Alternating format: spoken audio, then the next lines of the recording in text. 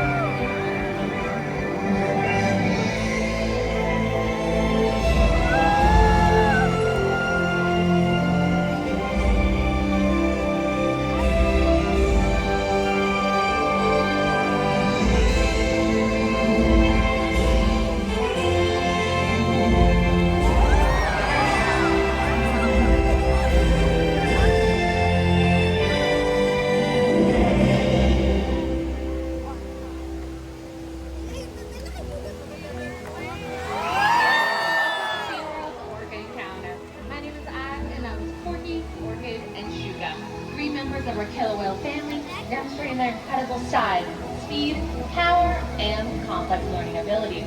These behaviors keep our whales active and engaged. SeaWorld's killer whales have inspired generations of guests, and we're so excited for you to learn more about them today. As trainers, we spend years building relationships with our killer whales. This builds trust and allows us to provide optimal health care, research, and quality of life.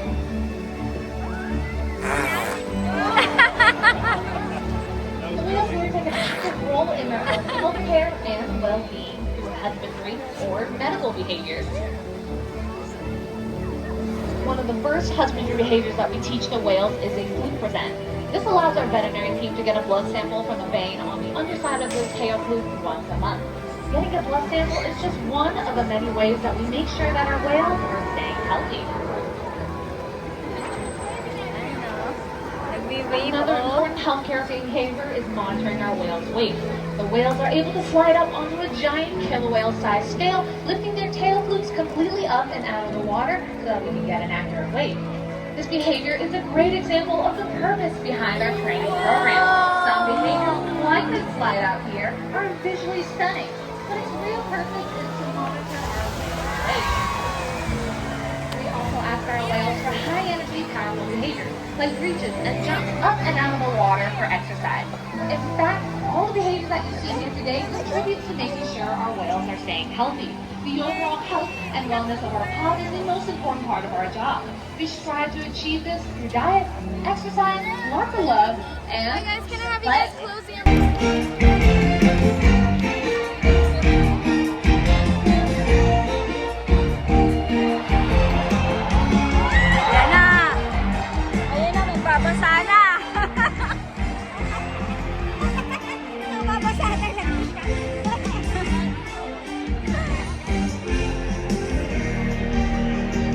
Asa na?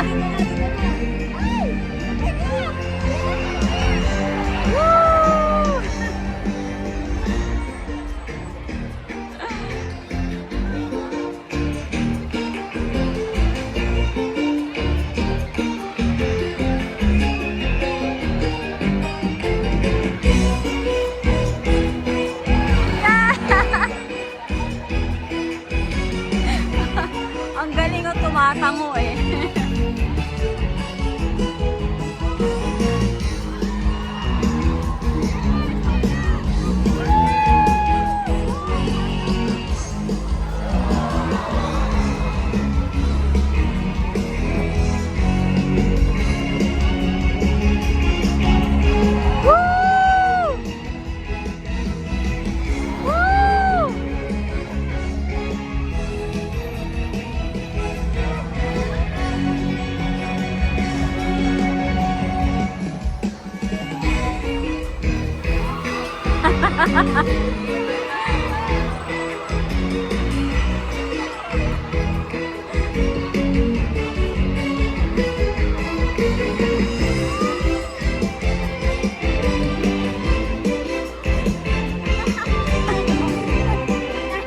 Nasayaw yung isa.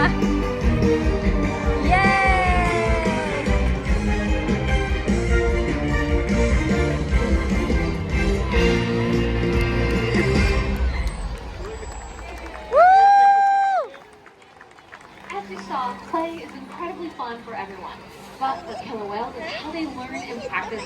skills. They'll hunt pretty much anything, from fish and marine mammals to great white sharks, and even the largest animal on Earth, the blue whale. The blue whale is 5 times longer and 50 times heavier than a killer whale like we here. So, how does a killer whale this size prey on the animal that size in the wild? Skill and teamwork allow them to hunt the blue whale and all other types of prey. In fact, killer whales all around the world have developed unique hunting techniques to catch their prey of choice. They use their tail flukes by slapping, tossing, and throwing. This tires their prey, making it easier to catch.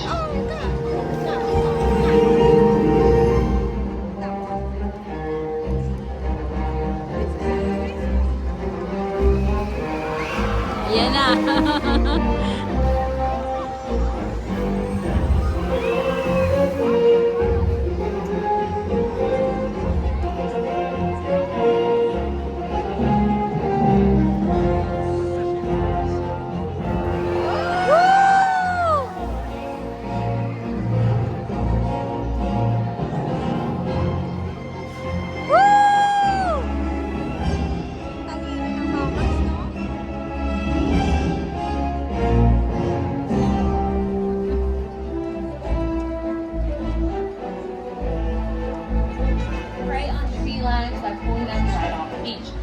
Athletic behavior we see killer whales is ability to leap themselves, turn and swim in the water.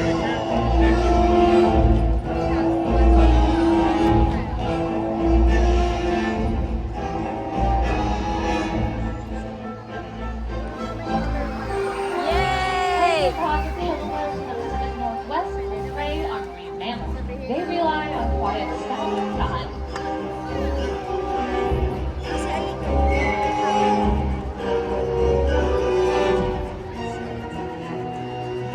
You might also see large pods of killer whales porpoising while hunting or while surfing in a ocean wave.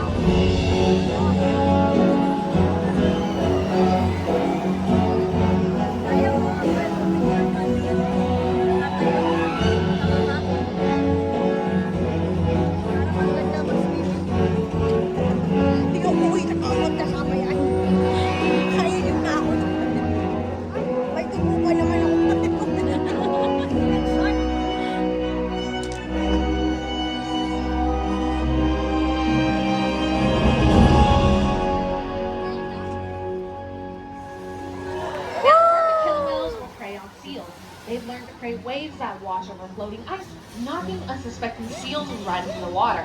Now this is incredible to witness, but in order to see how much water they can truly displace, we have 2 very brave volunteers who are going to feel the power of those killer whales' waves. Alrighty, you guys.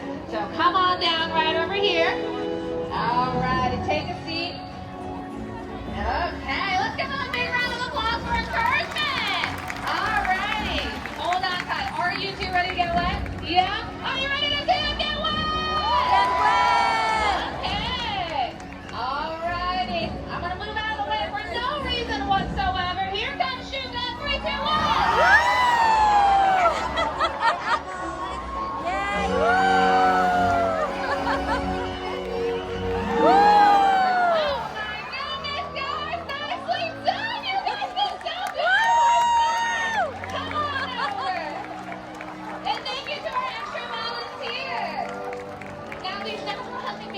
We just witnessed are only a fraction of some of the skills and techniques used by killer whales. They'll reach or slap their pectoral flukes to communicate during a hunt.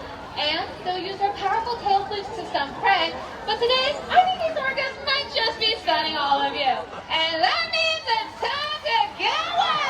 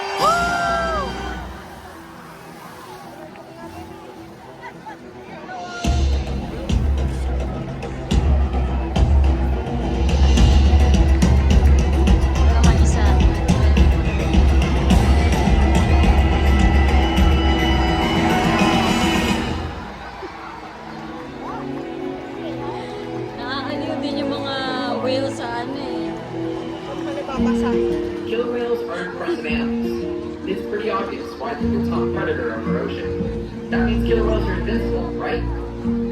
Wrong. Killer whales depend on a plentiful food source and a clean environment. They are completely dominant, yet completely protected. When it comes down to it, killer whales are not the most powerful animal in the ocean.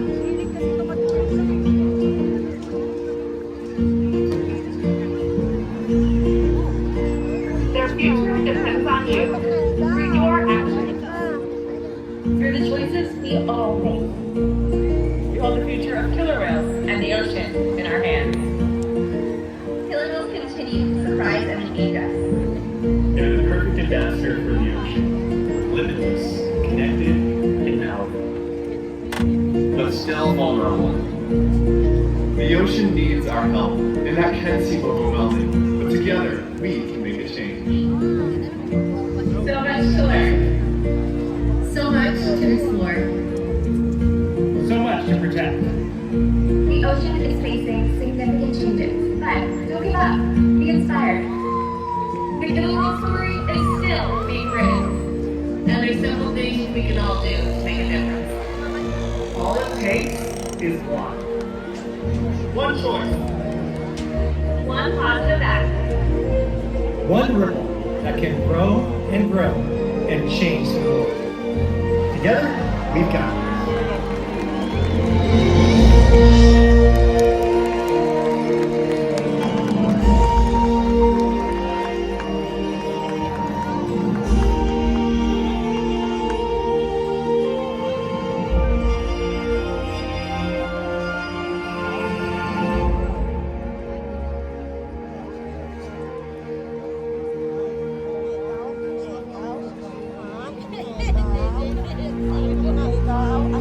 And now, please join us for one final high energy session with our family